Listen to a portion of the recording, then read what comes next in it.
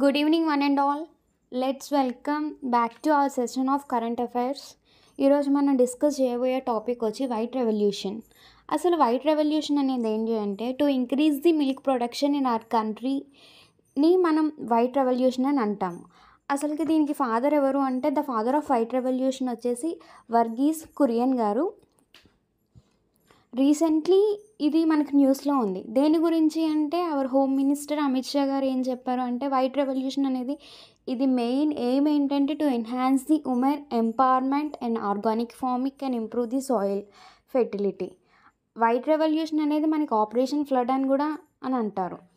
మన ఇండియా అనేది largest producer of the milk in the world. అందులో మనకి టాప్ 5 స్టేట్స్ వచ్చేసి మిల్క్ ప్రొడక్షన్లో ఎక్కువగా ఉన్న స్టేట్స్ రాజస్థాన్, ఉత్తరప్రదేశ్, మధ్యప్రదేశ్, గుజరాత్ అండ్ ఆంధ్రప్రదేశ్. ఈ 5 స్టేట్స్ కలిపి దే ఆర్ కాంట్రిబ్యూటింగ్